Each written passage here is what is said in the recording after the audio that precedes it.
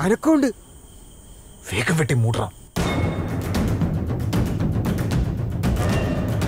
രാഷ്ട്രീയ കുറ്റകൃത്യങ്ങളിൽ എത്തിപ്പെടുന്ന 3 യുവാക്കളിലുണ്ടാകുന്ന മാനസാന്തരമാണ് ചിത്രത്തിന്റെ പ്രമേയം. ഒരാൾ കൊല്ലപ്പെടുമ്പോൾ അനാഥമാക്കപ്പെടുന്ന കുടുംബവും ആക്രമണത്തിൽ അംഗഭംഗം സംഭവിക്കുന്നവരും അക്രമിയുടെ മനസ്സിലുണ്ടാക്കുന്ന അസ്വസ്ഥതയാണ് ചിത്രം വരച്ചുകാട്ടുന്നത്.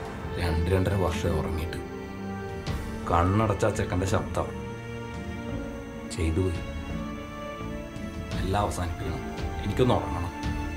നാടിനു വേണ്ടിയാണ് കൊലപാതകങ്ങൾ ചെയ്യുന്നതെന്ന ധാരണ കൊലയാളിയിൽ വളർത്താൻ രാഷ്ട്രീയ നേതൃത്വത്തിന് കഴിയുന്നു. ചിത്രത്തിന്റെ അവസാനം മരിച്ചു വീഴട്ടെ ആയുധമേന്തുന്ന രാഷ്ട്രീയ സംസ്കാരം എന്ന മുദ്രാവാക്യം സമകാലിക രാഷ്ട്രീയ സാഹചര്യങ്ങളിൽ ഏറെ പ്രസക്തമാണ്. രാഷ്ട്രീയത്തിന് രക്ഷസുകളുടെ രൂപമാണ്. രാഷ്ട്രീയ ആത്മാവിന് മോചനം ലഭിക്കണമെങ്കിൽ ഈ ആയുധ സംസ്കാരം മരിക്കണം. ഈ ആയുധങ്ങളെല്ലാം മണ്ണിനടിയിൽ കുഴിച്ചു മൂടണം.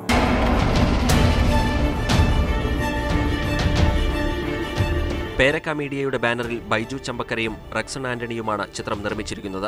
സംവിധായകൻ MC ജോസഫ് തന്നെയാണ് രചനയും നിർവഹിച്ചിട്ടുള്ളത്. ഈ ഭ്രാന്ത് കൊണ്ട് ഇനി ആരും അനാഥരാകരുത്.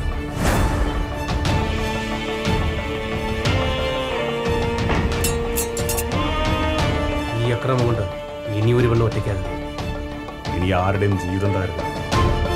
News desk, Mathrubhumi news.